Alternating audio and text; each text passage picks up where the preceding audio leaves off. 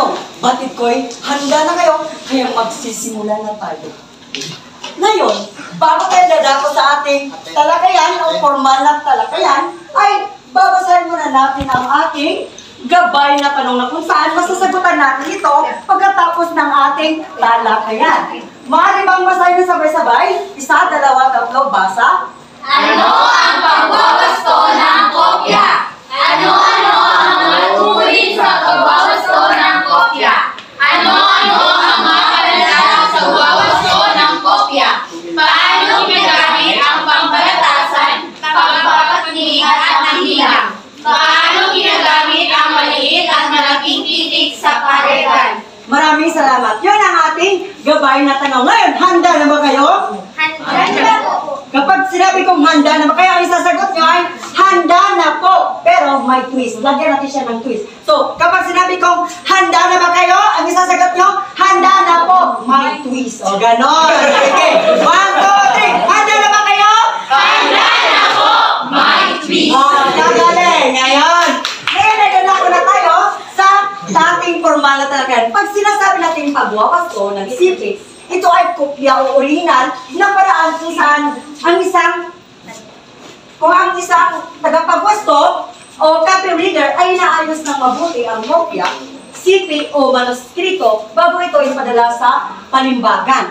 Mahalaga ang proseso ng pagwawasto sapagkat kinukorek nito o tinatama ang mga bawat detalye o impormasyon nating isinusulat para maging balita o bago natin ipapadala sa pahayagan. Ngayon naman, ito ang pagwawasto ng kopya. Ngayon, tatalakay natin ang tungkulin ng pagwawasto o tagawasto ng kopya. So, sa pagsulat ng kopya, hindi lamang ito ay eme-eme lang o madali lamang ng paggawa, hindi. Ito rin ay may mga tungkulin o layunin o na mga proseso. So, ngayon, alamin natin yun. So, unang pangkat, pakibasa, binibining istoryan.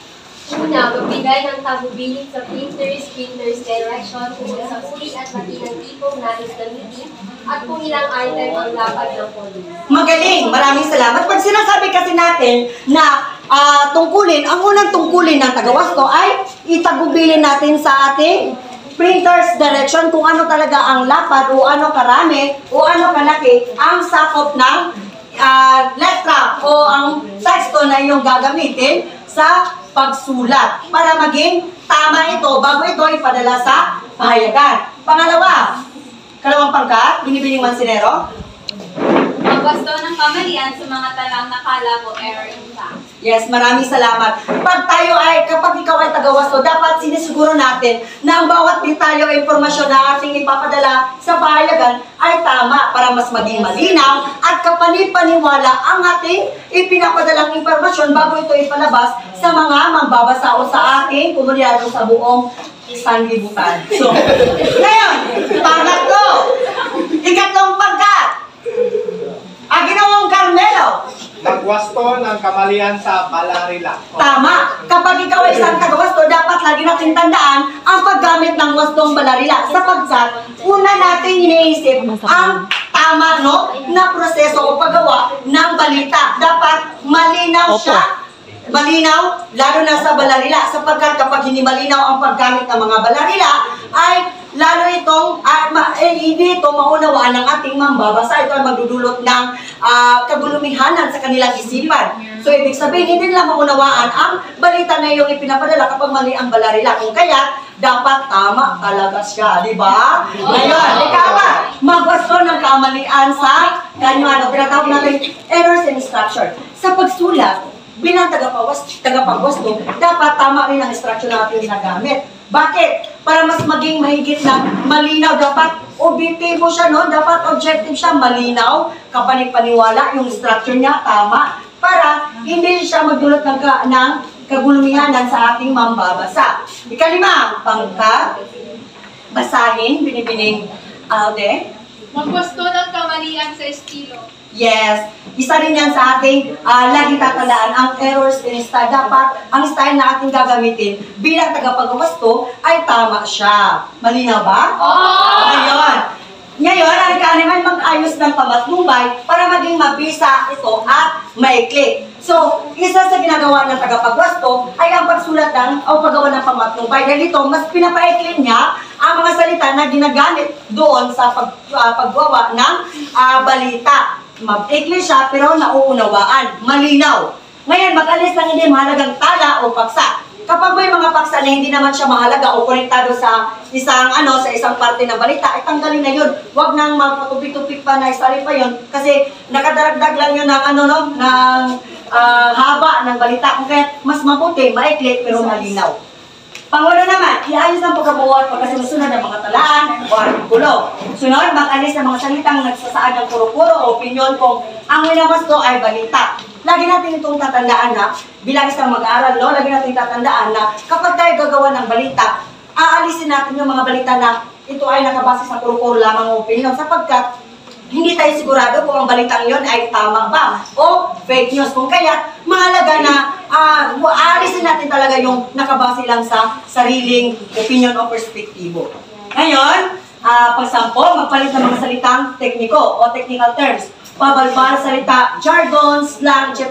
Kasi kapag tayo nagsasabi nating balita, formal ang mga salitang ginagamit sapagkat ito ay formal na anyo ng paglalahad ng mga impormasyon. Ngayon, at pang-labing isa, mag-alis ng mga salitang walang kabuluhan o verbal dead words. Yeah, isa din sa ating tatandaan bilang taga-posto ng balita, ay dapat tanggalin natin yung mga salita wala namang kabuluhan o koneksyon sa ating balitang ginagawa. Mag-alis ng mga salitang naninirang turi. Yan. Dapat lagyan natin yung tandaan. At magsulat ng ulo ng balita. Okay. Naunawaan ba ng lahat? Opo! Ayun. Dadako na rin tayo sa mga pananda ng pagwawasto ng kopya.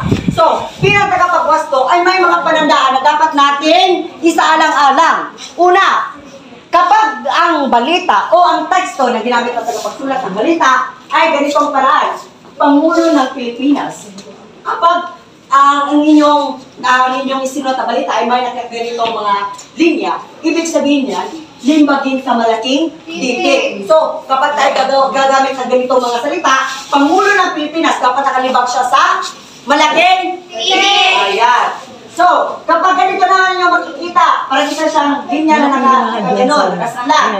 Ibig sabihin lang yun ay limbagin siya sa Maliit na titik. maliit na titik. Okay. Pag ganito naman, yung parang kuris-kuris lang, ano yan? Ano ibig sabihin? Cancellation. Ha? So, limbagin siya sa maitim na word o i-bold siya. Okay. Ngayon naman, kapag nakakita kayo ng baglis yung linya na pag ganon. So, ano yun? Italic. Limbagin siya ng italics. Okay, o palihis.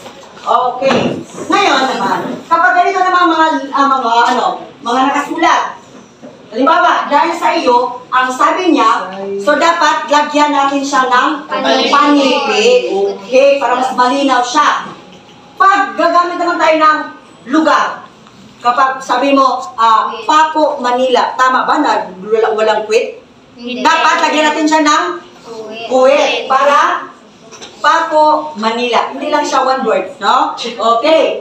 Next, kapag tayo gagamit ng numero o number, like ganito, 2002, dapat ang ating gagawin ay lagyan siya ng kudlit. Hindi siya yung yung dash lang.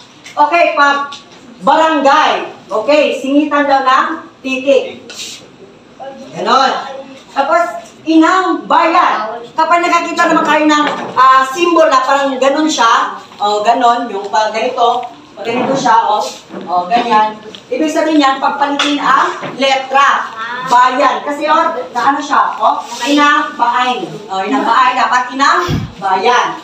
Next, Joselina Jr., gobernador. Dapat, pagpalitin ang lugar ng salita. Ano siyang tama? Gobernador Joselina Jr. Very good, mahusay. Gobernador Joselina Jr.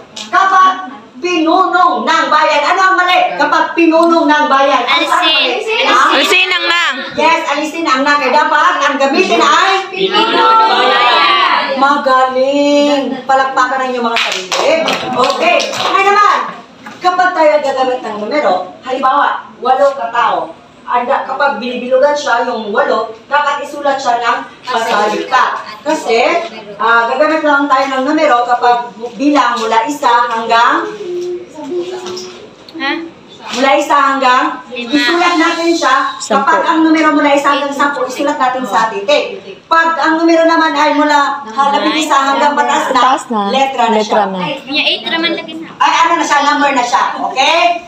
Okay? Oh. Ano naman? Halimbawa dito, 12 katao. Ano ang dapat gamitin natin dito? Numero po! Yes, isulat siya sa Numero tambilang! napakahusay. Okay, next, Dr. Warren Cruz. So, ano ang dapat natin gawin? Daglatin. Gawin natin siya? DR. Oh, doctor. Okay. Kaya naman, ito naman. Ito ang ating tatandaan sa palatandaan ng taggawas ko. Kapag ang mga maliit na titik, ay meron ito, bawat mga titik na ginamit natin sa pagsulat ng balita ay may mga units. So, sa lahat ng maliit na titik, maliban sa J, L, I, E, F, at N, W, isang unit sila. Kapag maliit na titik naman na J, L, I, E, F, 1.5 units sila. So, ngayon dito, makikita lang natin ang mga unit para mas malaman natin talaga na sa pagsulat ng balita ay alam natin kung ilang unit ang ginamit natin. Okay? Malinaw ba? Oo! Malinaw ba? Wala na po. Okay, maraming salamat kung wala naman. Naunawaan ba? Okay. So ngayon ay nakikinig pa ba ang